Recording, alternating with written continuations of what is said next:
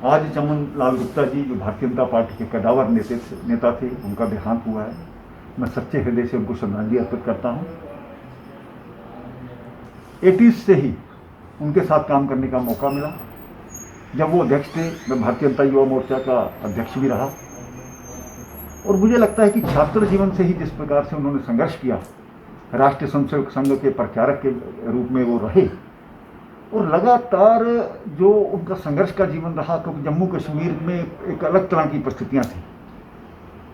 आज जो डोडा डिस्ट्रिक्ट में विलेज डिफेंस कमेटीज बनी है, वो चमन लाल गुप्ता जी का एक विजन था। मैंने उनको शरीर पे लाठियां खाते भी देखा है, क्योंकि उन्होंने ज़्यादा जो समय रहा उनका संघर्ष का ही रहा।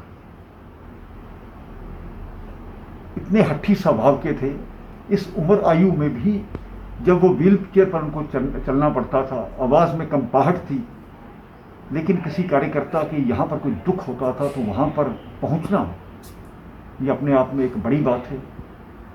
एक डिफेंस के रूप में, फूड प्रोसेसिंग मिनिस्टर के रूप में, सिविल एविएशन मिनिस्टर के रूप में भी उन्होंने जो कार्य किया, सराहनीय किया।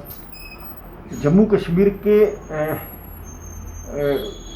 बॉर्डर स्टेट होने के कारण से वो सभी की तकलीफ़ें समझते थे, और वही चीज़ उन्होंने वहाँ पर लागू करने की प्रयास किया। जो बॉर्डर पर बंकर्स बन रहे हैं, जो बॉर्डर पर तार लगाई गई है, मुझे लगता है कि एक बहुत ही बड़ा कदम है। उन्होंने जब भारतीय जनता पार्टी का एक आध एमएलए ही जीत करके आता था, लेकिन जो आवाज़ को बुलंद करना विधानसभा में, वो उनमें इस प्रकार की एक क्षमता थी, और लोगों को अपेक्षाएं रहती थी। और कभी कभी कहा जाता था भारतीय जनता पार्टी कनक मंडी की पार्टी है, भारतीय जनता पार्टी दुकानदारों की पार्टी है, भारतीय जनता पार्टी 2.5 जिलों की पार्टी है। लेकिन उनके संघर्ष के कारण से ही मुझे लगता है कि जो कार्यकर्ता तैयार उन्होंने किए, जम्मू कश्मीर में वो सरकार भी बनी। जब श्यामा प्रसाद मुखर्जी एक विधान, एक निशान, एक प्रधान का नारा लेकर के जम्मू कश्मीर में आए थे, और वो लगातार संघर्ष मुझे लगता है 50 साल चला, 50 साल से भी ज़्यादा चला। तो मुझे लगता है कि आज उनकी जो देहांत हुआ है, लेकिन वो दिल में एक सेटिस्फेक्शन लेकर के गए होंगे कि जिन चीज़ों को लेकर के मैंने शुरुआत की थी डॉक्टर श्यामा प्रसाद मुखर्जी के साथ, एक विधान, एक निशान, एक प्रधान, या धारा 370 को दौड़ना, आज मेरे जीते जी ही उन चीज़ों पर भारतीय जनता पार्टी ने विजय पाई है। आज भारतीय जनता पार्टी की सरकार वहाँ पर भारत में है।